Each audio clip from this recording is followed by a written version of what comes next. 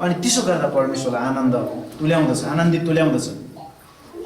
यो वचनले यही भन्दछ। त्यस पछाडि यतापट्टि हामीले दोस्रो यूहन्ना 1:4 हेऱ्यौँ भने पनि 1 पेज यतापट्टि अगाडिपट्टि हेऱ्यौँ भने त्यहाँ पनि दोस्रो यूहन्नाको 1:4 पनि पिताबाट हामीले पाएको आज्ञा बमोजिम तिम्रा छोरा छोरीहरूमध्ये कतिलाई सत्यतामा हिँडिरहेको मैले भेट्टाएको म ज्यादै आनन्दित भएँ भन्छन्। यहाँ पनि एउटा चुनिएकी महिलालाई लेख्दै गर्दाखेरि यूहन्नाले भन्छन् 1:4 दोस्रो यूहन्ना, त्यहाँ पनि उनले भन्छन् कि तिम्रा छोरा छोरीहरू मध्ये कतिलाई सत्यतामा हिँडिरहेको मैले भेट्टाएँ कोमा म ज्यादै आनन्दित भएँ। ज्यादै, अति आनन्द, ज्यादै आनन्द। त्योभन्दा बाहेक अरू केमा आनन्द छ? कस्तो कुरा है? अनि हाम्रो परमेश्वरलाई प्रसन्न तुल्याउने कुरा चाहिँ हो। अब हामी अलिकति अगाडि बढौँ। अनि अलिकति अगाडि बढ्ने क्रममा चाहिँ म तपाईँलाई भन्न चाहन्छु, यो मैले अस्ति बुधबार पनि अलिकति तल प्रचार गरेको थिएँ, यही अस्ति बुधबार पेप्सी खोलामा पनि। अनि म यहाँबाट अलिकति थप्न चाहन्छु कि सबैभन्दा ठुलो धन चाहिँ परमेश्वरसँगको सम्बन्ध हो। सबैभन्दा ठुलो धन चाहिँ परमेश्वरसँगको हाम्रो सम्बन्ध हो। आमेन। हाम्रो यति भयो, यति कमाइ भयो, म मेरो 2 करोड हो, मेरो 4 करोड हो, मेरो 2 लाख भयो, हिजो 5,000 थियो, आज 10,000 भयो, 10-20 भयो, उनीहरू यति भएँ, यस्तो होइन। सबैभन्दा ठुलो धन चाहिँ परमेश्वरसँगको हाम्रो सम्बन्ध हो। हामी उहाँसँग गाँसिएका छौँ, यही हो हाम्रो धन। अनि हाम्रो मन त्यही हुन्छ। प्रभुले भन्नुभयो तिमीहरूको जहाँ धन छ त्यही तिम्रो मन। अनि यो धनलाई हामीले थाहा पायौँ भने हाम्रो मन पनि परमेश्वरतिरै हुन्छ। त्यसैले यो ठुलो धन। अनि पृथ्वीमा भएका यावत कुराहरू, सबै कुराहरूसँगको हाम्रो घनिष्ठता, हाम्रो सम्बन्ध चाहिँ एक दिन नाश भएर जानेछ। पृथ्वीमा भएको सम्बन्धहरू नाश भएर जाने। जतिसुकै मैले मेरो चिजहरूलाई, मेरो मूल्यवान थोकहरूलाई मैले माया गरेँ तापनि त्यसलाई मैले छोडेरै जानुपर्छ। यो सत्यता। त्यसैले ती कुराको घनिष्ठता, ती कुराको सम्बन्धले मलाई साथ दिँदैन, र मलाई परमेश्वरले सधैँ साथ दिनुहुन्छ। ती परमेश्वरले मलाई सधैँ साथ दिनुहुन्छ। परमेश्वरसँगको सम्बन्ध एकदमै महत्त्वपूर्ण कुरा हो। घनिष्ठता, मैले आज अलिकति घनिष्ठतालाई जोड दिन्छु। अबको थोरै समय हामी परमेश्वरसँग दिनको जीवनमा घनिष्ठ भइरहनु आवश्यक छ। त्यसैले विश्वासीले हामी याद गरौँ, हाम्रो सम्बन्ध परमेश्वरसँग ठिक छ भने सबै कुरा पनि ठिक हुन्छ। सबै कुरा पनि ठिक हुन्छ। यो क्रुस हामी तल छौँ, माथि परमेश्वर, ठाडोले त्यही जनाउँछ। अनि तेर्सोले चाहिँ हामी र अरू मान्छेहरू बिच बताउँछ, मान्छे बिचको सम्बन्ध बताउँछ। तेर्सोले चाहिँ, ठाडोले चाहिँ मेरो र परमेश्वरसँगको सम्बन्ध, मेरो श्रीमतीको पनि होइन, मेरो मम्मी बुवाहरूको पनि होइन, मेरो बाल बच्चाको पनि होइन, म व्यक्तिगत रूपमा परमेश्वरसँगको मेरो सम्बन्ध, यो कुरा बताउँदछ। त्यसैले यो कुरालाई मैले सधैँ अगाडि लानुपर्छ। सबै कुरालाई बिर्सेर भए पनि मेरो सम्बन्ध।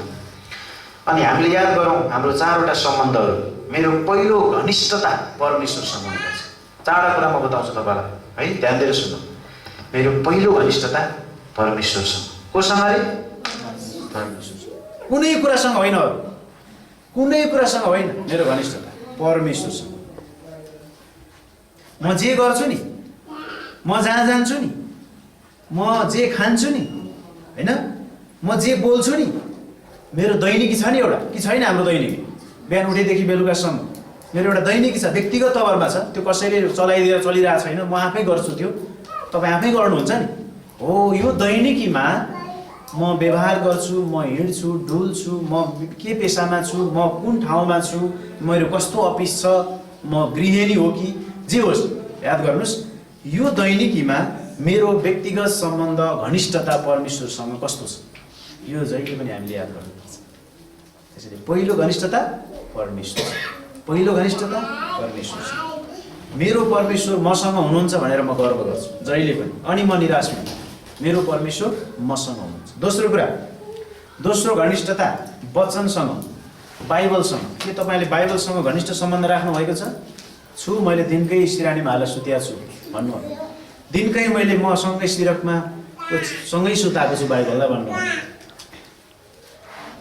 यो च्यातियोस् यसका पानाहरू, यसलाई माया गर्नुहोस् एकदमै, तर यसको मतलब यसलाई जोगाएर नराख्नुहोस्। पढ्नुहोस्, क्या पढ्नुहोस्। तपाईँ पढ्न आउँदैन भने पनि 2-4 सप्ताह पढ्न थाल्नुहोस्, फरर बाइबल पढ्नुहुन्छ यदि, ग्यारेन्टी हो। भएन भने भएन त हजुर, मैले बाइबल 3 चोटि सिधैसै भन्न आउनुहोस् त, म भनिदिन्छु भाइ। त्यसैले बाइबल पढ्नुहोस्। बिहान उठेदेखि बेलुकासम्म बाइबल अलिकति पनि पढ्ने समय छैन भने, एउटा पद पनि पढ्नुहुन्न, एउटा अध्याय पनि पढ्नुहुन्न भने मैले बुधबार गवाइदिएँ हाम्रै परिवार मध्येको एकजना हाम्रो अगुवाको परिवारमा चाहिँ यसरी बाइबल अध्ययन हुन्छ भनेर मैले उदाहरण दिएँ। बुधबार 4 अध्याय 5 अध्याय बाइबल पढ्नुहुन्छ दिनमा भने जतिसुकै पढिसिद्यौँ यसलाई जति पढे पनि पढिरहनु मन पर्छ। त्यसैले बाइबलसँग घनिष्ठ सम्बन्ध राख्नुहोस्। हिजो पढेको पुस्तक हो, हिजो प्रचार गरे अस्ति पास्टरले प्रचार गरे हो, यो अर्थात् अस्ति नै मैले सुनिसकेको किताब हो, होइन। हरेक दिन ताजा छ परमेश्वरको वचन। त्यसो भए अस्ति नै मासु खानु भएको खसीको अब नखानुस्, अस्ति नै कुखुराको मासु खाएको नखानुस्, अस्ति माछा ल्याएर फ्राई गरेर खाएको नखानुस्, त्यो भात र दाल त कति खानुभयो आज नखानुस्। आजलाई फेरि चाहिन्छ, होइन र? शरीरलाई कराउन थालिहाल्छ अहिले, कतिजना कराइसकेछ, कतिखेर गएर पकाउने हो भनेर। बाइबल पनि दिनकै खानुस्, जसरी शरीर बाँच्नुपर्छ आत्मा। हाम्रो मेरो छोरीले भन्नु, कहाँ छिन् छोरी? छैन, उनले भन्छन् कि मत्ती 4:4 हो, मानिस रोटीले मात्र होइन तर परमेश्वरको मुखबाट निस्केको हरेक वचनले जीवित रहँदछ भन्छ। मत्ती 4:4 होइन। त्यसकारण हरेक दिन जीवित हुनको निम्ति, ताजा हुनको निम्ति बासी भात खाने होइन। फेरि अस्ति पढेको भने चाहिँ बासी भात खाएको, अहिले बर्खा त झन् बासी भात खानु पनि डाइरिया लगिहाल्छ। त्यसैले बासी भातमा रमाउने होइन। अस्ति पढेको, अस्ति तयार गरेको, अस्ति लेखेको, अस्ति होइन। दिनकै थोरै भए पनि गरिन्छ, धेरै सकिन्छ 1 घन्टा 2 घन्टा, सकिँदैन 10 मिनट 20 मिनट, त्यति समय छैन। समय छैन म व्यापार गर्ने, म यसो गर्ने, म त्यसो गर्ने, उसो गर्ने भन्नु भने बाहना हो। अलिकति समय त होइन, निन्द्रा बरु आधा घन्टा कम सुत्ने, बाइबलसँग घनिष्ठ सम्बन्ध राख्ने। आमेन। यो कति नम्बरको घनिष्ठता रे बाइबलसँगको? 2 नम्बरको। पहिलो घनिष्ठता परमेश्वरसँग। म जहाँ जाउँ, जे गरौँ, जे बोलौँ, मसँग को हुनुहुन्छ? परमेश्वर। त्यसै कारण म सत्यतामा रहनुपर्छ, घनिष्ठ परमेश्वरसँग। दोस्रो बाइबलसँग। तेस्रो परिवारसँग। मेरो परिवार कसरी चल्दैछ? परिवार ठिक भएन भने ठिक हुँदैन। मेरो श्रीमती र मेरो सम्बन्ध, मेरो बालबच्चा र मेरो सम्बन्ध, तेस्रो घनिष्ठता हो। यदि परिवार ठिक छैन भने, परिवारसँग हामी नजिक भएका छैनौँ, खालि परिवारकोलाई सुन्दैनौँ, परिवारसँग हाम्रो समय बित्दैन, अलिकति भए पनि खालि काम, खालि व्यस्तता, खालि अफिस, अनि आयो सुत्यो। एकजना मेरो फुपूको छोराले भन्नुहुन्थ्यो, स्वयम्भूमा हुनुहुन्छ उहाँ, नामै लिएर भने, उहाँले भन्नुहुन्थ्यो मलाई बाउ भनेर बच्चाहरूले चिन्न छोडे भन्नुहुन्थ्यो। किन भनेको बेलुका आउनुहुन्छ अरे 12 बजे, ट्याक्सी चलाउनुहुन्छ, अनि बिहान उठेर 4 बजे हिँड्नुहुन्छ, अनि छोराछोरी बिहान उठ्दा पनि ओछ्यानमा, बेलुका आउँदा पनि ओछ्यान। बुझ्दै हुनुहुन्छ? सुन्दै हुनुहुन्छ? 12 बजे आउँदा छोराछोरी कहाँ हुन्छ? बेडमा निदाइरहेको हुन्छ। बाउ आयो कि गयो थाहा छैन। बिहान उठेर हेर्दा बाउ देख्छन्? देख्दैनन् 4 बजे। अनि के होला सम्बन्ध? त्यसकारण परिवारसँग नजिक घनिष्ठ हुनुपर्छ। परिवार मजबुत हो भने सबै कुरा मजबुत हुन्छ। परिवार बिग्रियो भने के हुन्छ? खत्तम हुन्छ, केही पनि हुँदैन, टेन्सन हुन्छ, सबै कुराहरू हुन्छ। त्यसैले गर्दा परिवारसँग घनिष्ठ रहनु आवश्यक छ। परिवारसँग हामी घनिष्ठ हुनु आवश्यकता छ।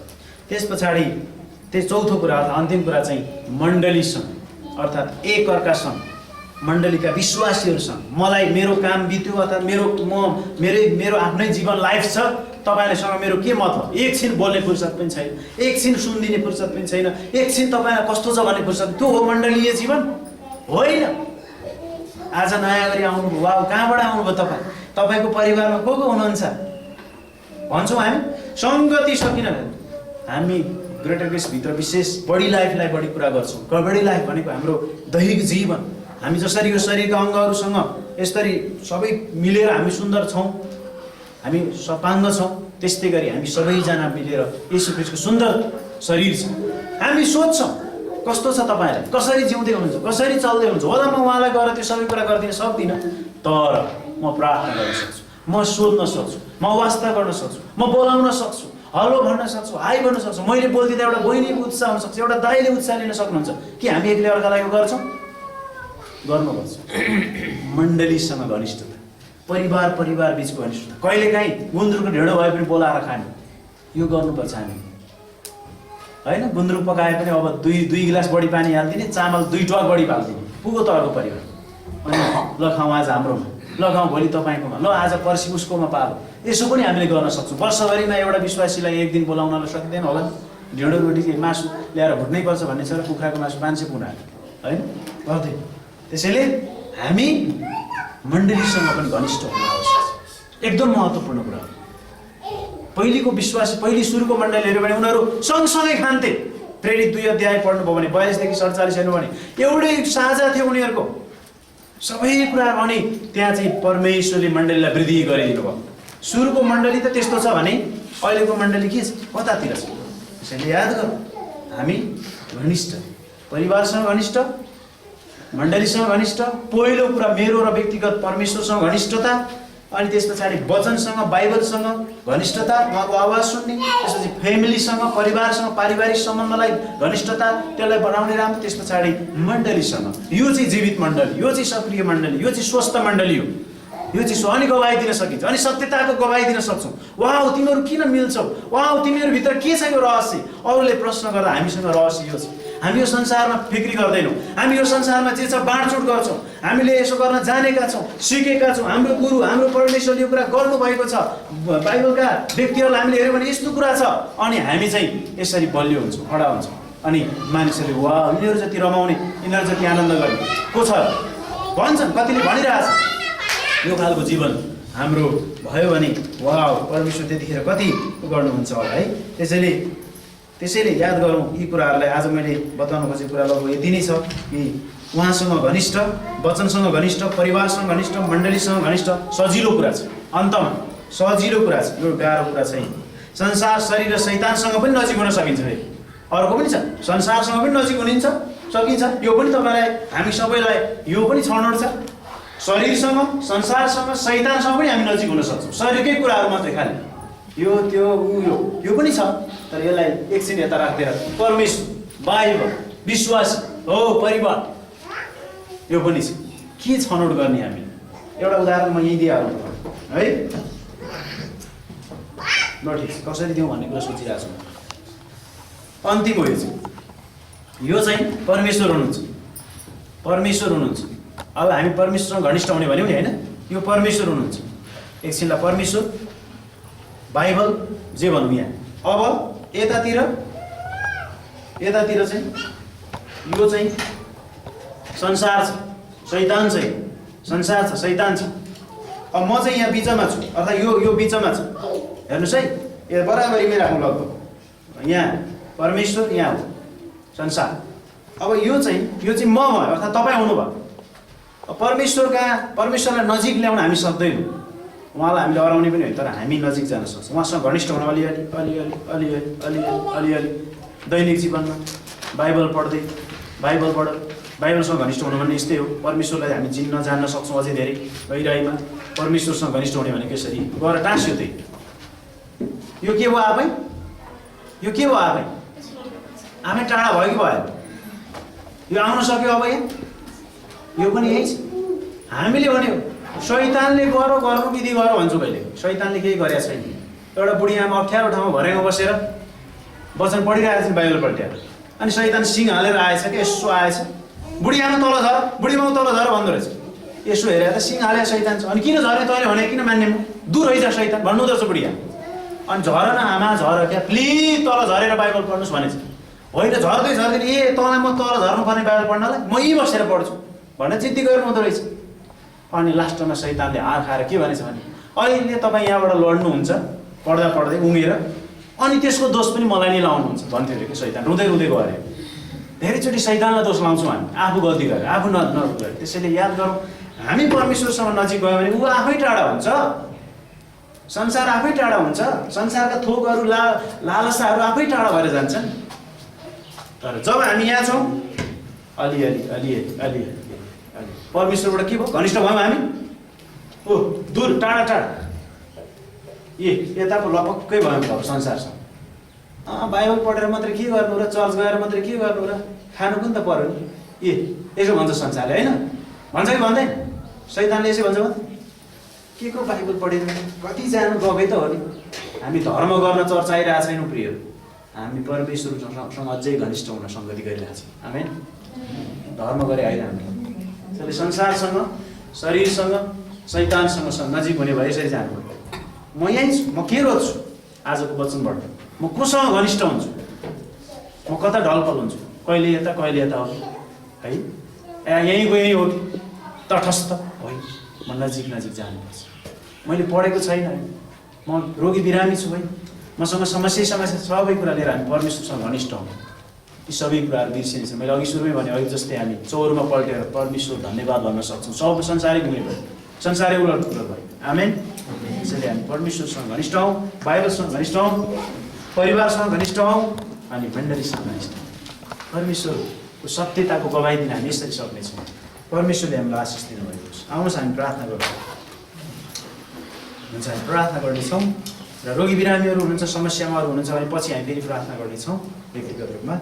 महान जीवित परमेश्वर पिता, हामी हजुरलाई धन्यवाद दिन चाहन्छौँ आजको दिनको लागि, सबै कुराको लागि, यो सङ्गतिको लागि, यो तपाईँको मिठो उपस्थितिको निम्ति हामी धन्यवाद दिन्छौँ। तपाईँ परमेश्वरले साँच्चै नै हामीहरूलाई जुन कुराहरूबाट सिकाउन चाहनुहुन्छ, जुन कुराबाट हामीलाई अगाडि बढाउन चाहनुहुन्छ र जुन कुरामा हामी अडिग रहन सकौँ, हे परमेश्वर पिता, यसलाई हाम्रो जीवनमा अप्लाई गर्न सकौँ, यसलाई जीवनमा हामी प्रयोग गर्न सकौँ। परमेश्वर साँच्चै हाम्रो निम्ति तपाईँको सामु हामी तपाईँको सामु जानु असल हुन्छ। प्रभु, तपाईँका दासहरूले भनेका छन् मेरो निम्ति परमेश्वरको सामु जानु नै असल हुनेछ। दाउदे भजन 27:4 भन्दछन्, एउटै कुरा मैले परमप्रभुसँग मागेको छु, जीवनभर मैले चाहेको यही हो कि म परमप्रभुको भवनमा रहन पाऊँ, रहिरहन पाऊँ र उहाँलाई उहाँको सुन्दरतालाई हेर्न पाऊँ।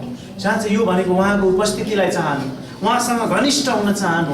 हे परमेश्वर, हामीले हरेकको जीवनमा तपाईँसँग घनिष्ठता रहने कुरा, तपाईँलाई आफ्नो बनाउने कुरामा, तपाईँमा रमाउने कुरामा, अनि त्यस पछाडि बाइबल तपाईँको वचन, तपाईँको मुखबाट निस्केको वचनमा रमाउने कुरामा प्रभु हामीलाई सहायता गर्नु। त्यस पछाडि अरू सबै कुराहरू ठिक हुन्छ, मेरो परिवार ठिक हुन्छ, हो मण्डलीसँगको मेरो सम्बन्ध मजबुत हुन्छ, सबै कुरा ठिकठाक भएर जानेछ। हे परमेश्वर, तपाईँ प्रभुले हामीहरूलाई जुन वचनबाट सिकाउनु भएको छ धन्यवाद दिन्छौँ। हामी निराशमा जिउने छैन, हामी आशामा जिउनेछौँ। प्रभु धन्यवाद दिन्छौँ। जब हामी यसरी अगाडि जानेछौँ, परमेश्वर हामीसँग अति नै प्रसन्न हुनुहुनेछ। मेरा छोराछोरीहरू सत्यतामा हिँडेका छन् भनेर सुन्न पाउनुभन्दा खुसीको कुरा, आनन्दको कुराहरू केही हुन सक्दैन। प्रभु धन्यवाद तपाईँ। केवल हामी क्रिस्चियन धर्म मानिराखेका छैनौँ, एउटा आस्था मात्रै पक्रिराखेका छैनौँ, तर हामी परमेश्वरमा दिनदिन नजिक भइराखेका छौँ, सङ्गति गरिरहेका छौँ। परमेश्वर रोमीको पुस्तकले बताउँदछ, साँच्चै नै कोरिन्थीको पुस्तकले बताउँदछ 15:33 कि खराब सङ्गतले भला चालचलनले बिगार्दछ। त्यसै कारण हामी खराब सङ्गतहरू होइन, तपाईँसँगको सङ्गत गर्न चाहन्छौँ, तपाईँसँग घनिष्ठ हुन चाहन्छु। सहायता गर्नुहोस्। धन्यवाद प्रभु। मण्डलीलाई आशिष दिनुहोस्, सबैजनालाई लिनुहोस्, सबै परिवारलाई लिनुहोस्। आज उपस्थित हुन नसक्नुभएकाहरूको साथमा हुनुहोस्। स्वदेशमा विदेशमा रहनुभएका सबैलाई सहायता गरिदिनुहोस्।